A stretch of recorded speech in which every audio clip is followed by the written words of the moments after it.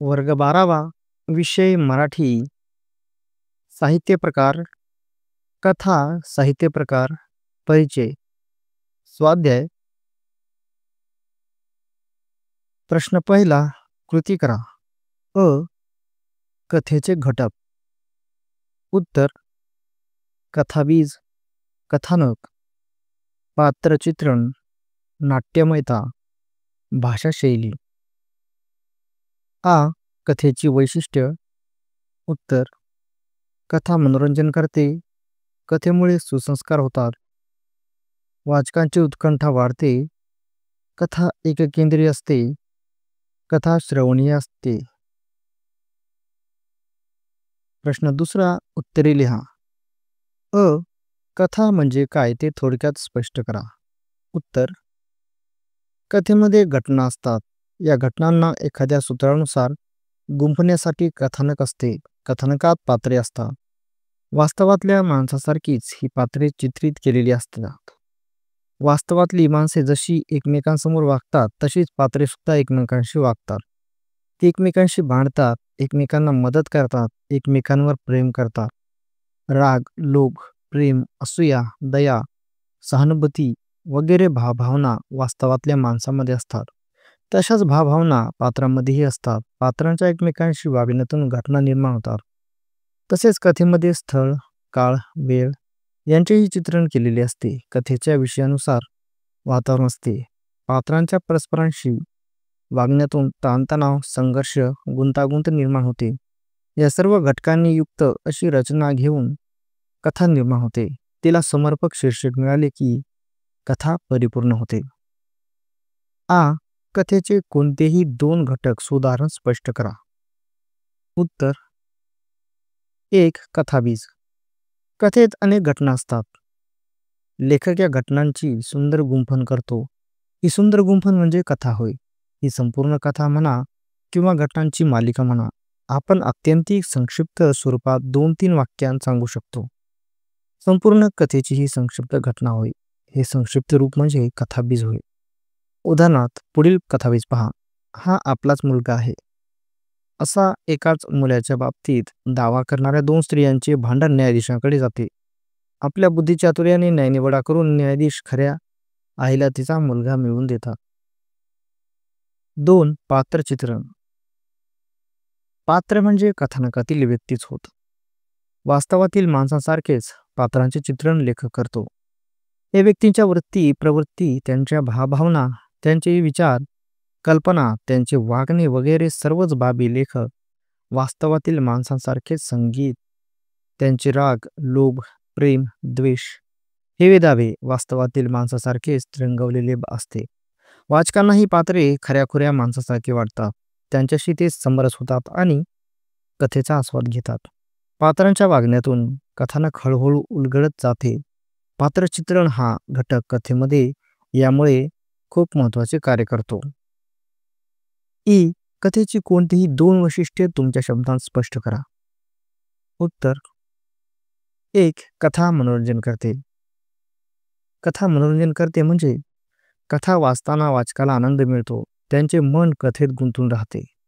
वाचक कथा वाचताना कथेतील पात्रांच्या जगात प्रवेश करतो. त्याला नेहमीच्या ताणतणावांनी भरलेल्या जगाहून वेगळ्या जगात विहार करायला मिळते. वास्तवातील ताणतणावापासून तो काही काळ दूर जातो. या घटनेतून त्याला आनंद मिळतो. कथेमार्फत वाचकाला मनुष्य स्वभावाचे अनेक नमुने पाहायला मिळतात. माणसाच्या स्वभावाविषयीची त्याची जाण वाढते. याचा त्याला आनंदच होतो. काही कथा तर विनोदनिर्मितीसाठीच लिहिल्या जातात. त्या कथांमुळे वाचक खळखळून असतो. या सर्व बाबींमुळे वाचकाचे मनोरंजन होते. कथेचे ते एक मोठे वैशिष्ट्य ठरते. कथेमुळे सुसंस्कार होतात. कथेमध्ये पात्रे असतात. ती वास्तवातील माणसांसारखीच रंगवलेली असतात. त्यांच्या वागण्या बोलण्यातून, घटना प्रसंगांतून चांगल्या वाईट गोष्टी मूल्यांचे दर्शन घडते. कथेमध्ये चांगल्या व वाईट मूल्यांच्या संघर्षात चांगल्या मूल्यांचा विजय दाखवलेला असतो. या संघर्ष दर्शनाने वाचकाला प्रेरणा मिळते, स्फूर्ती मिळते. वाचक त्यातून बोध घेतो. स्वातंत्र्य, समता, बंधुत्व, बंधुभाव, न्याय, मानवता अशा कितीतरी उदात्त मूल्यांचा वाचकाच्या मनावर संस्कार होतो. आपण स्वतःच्या जीवनात कोणत्या मार्गाने जावे, कोणता मार्ग टाळावा याचे दिग्दर्शन होते. हे सुसंस्कारच होत. ही कथाकथनासाठी कथेची निवड करणे फार महत्त्वाचे आणि तितकेच जबाबदारीचे काम असते. हे विधान तुमच्या शब्दांत स्पष्ट करा.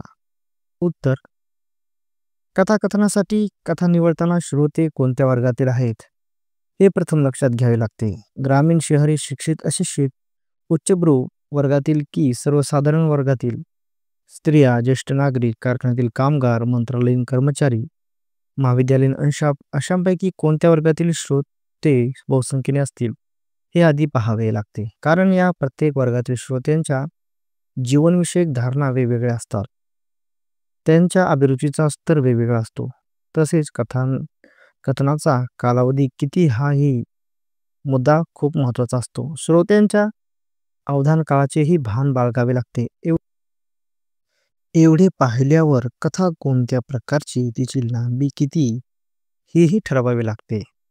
या सर्व कसोट्यांना उतरणारी कथा निवडावी लागते. ही निवड जबाबदारीने केली नाही तर कथाकथनाचा कार्यक्रम साप कोसळण्याचा धोका असतो. कथेच्या लोकप्रियतेची कारणे लिहा. उत्तर: भाषा सौंदर्य, आशय सौंदर्य, अभिव्यक्ती विशेष, सादरीकरण शक्य, मनोरंजन व बोध. कथेच्या सादरीकरणासाठी आवश्यक भाषिक कौशल्य लिहा. उत्तर: विविध लेखकांची भाषाशैली समजून घेण्याची क्षमता. 2. भाषेची जाण. 3. शब्दोच्चार. 4. प्रकट वाचन करण्याची क्षमता. प्रश्न 3. कथेच्या शीर्षकाबाबत तुमचे मत स्पष्ट करा. उत्तर: कथा पूर्ण झाल्यावर एक अवघड कामगिरी लेखकाला पार पाडावी लागते. ती म्हणजे कथेचे शीर्षक निश्चित करण्याची. शीर्षक निश्चित करणे हे खूप जिकिरीचे काम असते. कारण शीर्षकाकडून खूप अपेक्षा सर्वांच्या मनात असतात. शीर्षक हे कथेचा चेहरा असते. चेहऱ्यावरून जशी माणसाच्या व्यक्तिमत्वाची खूण पडते तशी शीर्षकावरून कथेच्या व्यक्तिमत्वाची ओळख पडत असते. शीर्षक आकर्षक हवे, त्यासाठी आकर्षक शब्दयोजना करण्याचा प्रयत्न लेखकाकडून होतो. मग एखादी लोकप्रिय म्हण, वाक्यप्रचार, सुप्रसिद्ध लोकोक्ती, प्रचलित प्रभावी शब्द प्रयोग यांचा विचार केला जातो. या घटकामुळे वाचकांचे कथेकडे लक्ष आकर्षित व्हायला हवे. शीर्षकाने वाचकाच्या मनात कुतूहल निर्माण केले पाहिजे. हे सर्व आवश्यक असते. तरीही हा बराचसा बाह्य भाग झाला. शीर्षकातून कथेतील मूल्यांचा संघर्ष, नैतिक संघर्ष यांचे सूचन झाले पाहिजे. कथेचे सारच जर शीर्षकातून व्यक्त करता आले तर ते फारच उत्तम. शीर्षक ही आकाराने खूप लहानशी गोष्ट आहे, पण ती खूप वेळ व शक्ती खर्च करायला लावणारी मोठी बाब आहे. प्रश्न 4. कथा आजही लोकप्रिय आहे. या विधानाबाबत तुमचे मत सोदाहरण स्पष्ट करा. उत्तर: कथावाङ्मय हे आजही लोकप्रिय आहे. मनोरंजन करणे आणि उद्बोधन करणे या 2 कारणांमुळे कथावाङ्मय खूप वापरले गेले आहे. दमा मिरासदार, शंकर पाटील व पु. काळे, पु. ल. देशपांडे हे 2 पिढ्यामागचे लेखक आजही लोकप्रिय आहेत. राजकीय, सामाजिक, धार्मिक कारणांनी समाजात प्रचंड उलथापालथी चालू आहेत. या उलथापालथीमध्ये आपापल्या मतांचा प्रचार करण्यासाठी, लोकांचे मन वळवण्यासाठी समाज माध्यमांवर कथांचा मोठ्या प्रमाणावर वापर झाला आहे. हे कथावाङ्मयाच्या लोकप्रियतेचे लक्षण आहे. सध्याचा काळ हा खूप धावता काळ आहे. लोकांकडे वेळ खूप कमी आहे. अशा वेळी कमी वेळात कथाच प्रभावीपणे सादर होऊ शकली आहे. दुसरे असे की मराठी कथेने आता विविध विषयांना स्वीकारले आहे. जीवनाच्या सर्व क्षेत्रांचे प्रतिबिंब मराठी कथेत पडू लागले आहे. म्हणूनच कथा लोकप्रिय झाली आहे. प्रश्न 5. प्रभावी कथाकथन करण्यासाठी कथाकथन करणाऱ्याने कोणकोणत्या गोष्टींची काळजी घेतली पाहिजे. उत्तर: कथाकथन करणाऱ्या प्रथम श्रोत्यांचे स्वरूप लक्षात घेतले पाहिजे. श्रोत्यांच्या स्वरूपानुसार कथेची निवड करावी लागते. कथाकथनाचा कालावधी व श्रोत्यांचा अवधानकाल या बाबीही लक्षात घ्याव्या लागतात. श्रोत्यांशी संवाद साधत साधत आणि त्यांचा प्रतिसाद घेत घेत कथाकथन करायचे असल्याने शब्दफेक, प्रभावी उच्चारण, उच्चारांतील चढउतार, स्पष्टता इत्यादी बाबी खूप महत्त्वाच्या ठरतात. त्यामुळे कथाकथन करणाऱ्यांकडे वाचिक, अभिनय याचे कौशल्य असावेच लागते. आणखी एक बाब लक्षात घ्यायला हवी. कथाकथन करताना हातात लिखित मजकूर नसतो, त्यामुळे पाठांतर उत्तम असावेच लागते. या सर्व बाबींची काळजी कथाकथन करणाऱ्याने घेतली पाहिजे.